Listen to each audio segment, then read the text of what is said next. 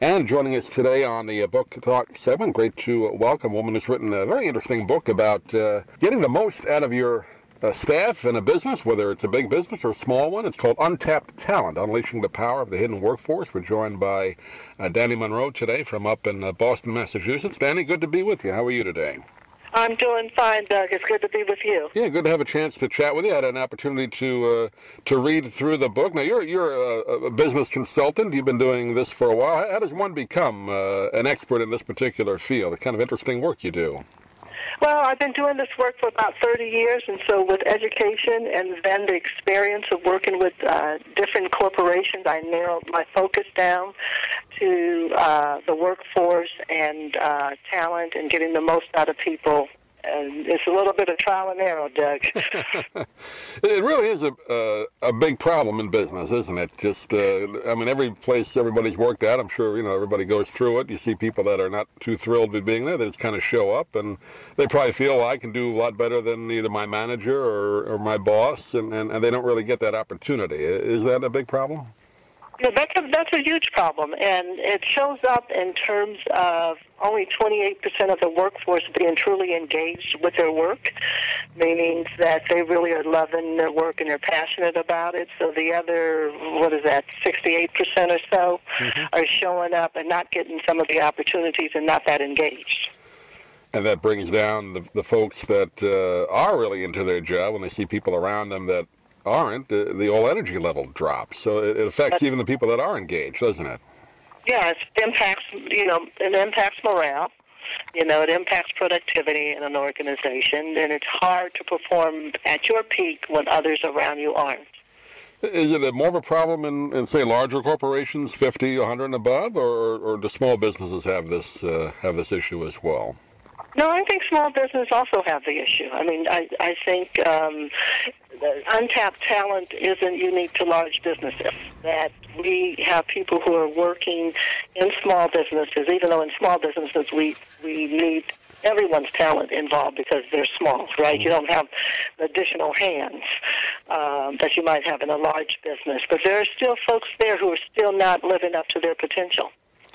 Yeah, I think you can get lost in a larger company where your job may be so narrow that you don't get to do other things unless you make it a point to say, well, I can do this as well. In a small business, at least you may do 3 or 4 different things and show your abilities more. But it does affect both large and small, I guess.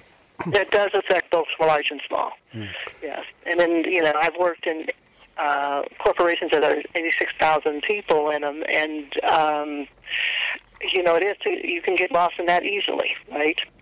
The smaller businesses that I've worked with, not quite as much as you said, and yet people still tend to hold back some. I know you kind of break it down into the 3 different parts in the book, and what I thought was interesting, why does this happen in business? A lot of people, I think, probably say, well, they're kind of held down maybe by their boss. I mean, I have a great one, and they're not really given an opportunity to show what they can do. So that kind of bad management can also be part of this problem, right? Well, bad management or just managers who aren't great at developing people is a big part of the problem. And managers' responsibility is really to grow and develop and nurture the people on their teams and around them.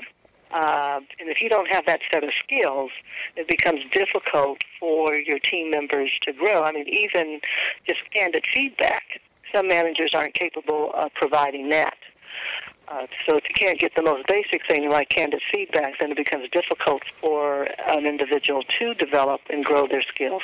That's the biggest probably issue in any organization is communication, but not only from management down, but from employee up. I think a lot of employees may feel intimidated and they don't say maybe what they can do, and it kind of festers, right?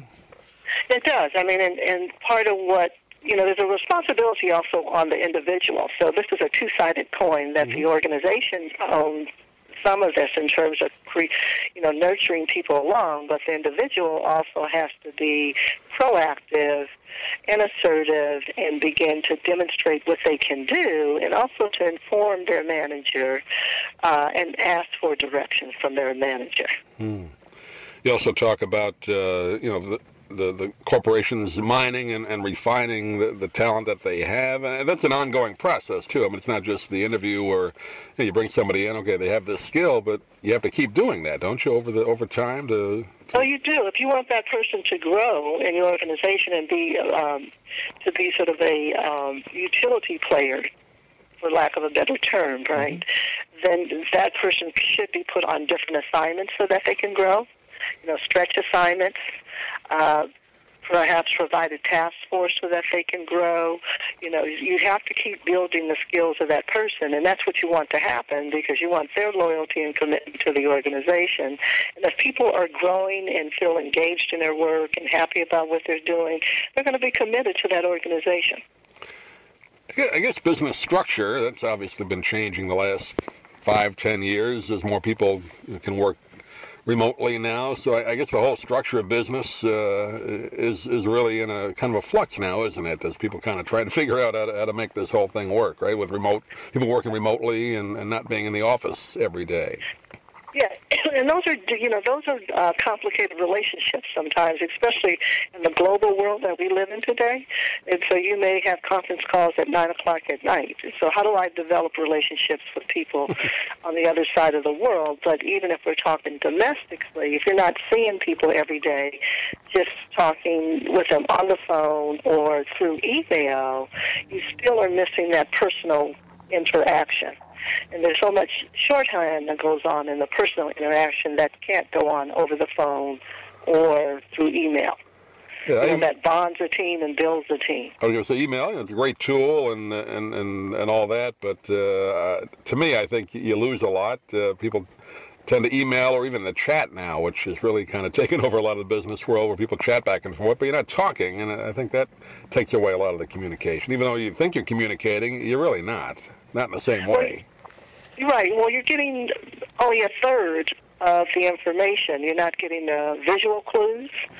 So when we communicate in face, we communicate on multiple levels. We communicate through the tone of our voice, the words, our body language, the facial expressions. Right. And all of that tells us something besides just the words on a paper or our voice over the phone.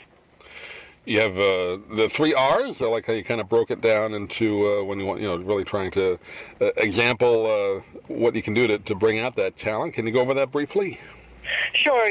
So the 3 R's are about people who are resourceful, resilient, and have resolve. And in today's business world, you have to think of different ways of coming up with problems and how to get resources, and not just financial resources. They're also in terms of human capital resources. So being a resourceful person looking out of the box for answers is critical. Resilience is also critical because oftentimes in today's world things are changing so quickly that one may make a misstep. And so can you pick yourself up, start over, and keep going in a positive way? And then in terms of having resolve, the ability to solve a problem and ensure no matter how complicated it is, you're going to stick with it.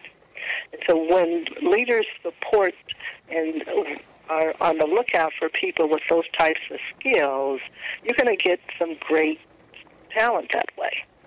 And you're going to get booming leaders, emerging leaders who have those skills. Yeah, it's not our parents' world anymore as far as the business world goes, is it? It's all changing. It is not our parents' world. No, it is not. And it's exciting and it's vibrant, but it's also complex. Mm-hmm.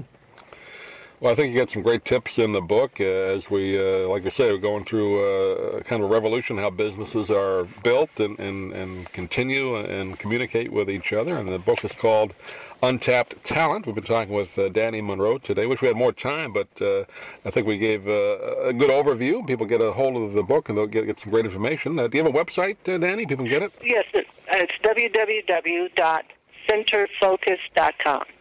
Great. Centerfocus.com. And I'll spell your name is Dani and then Monroe.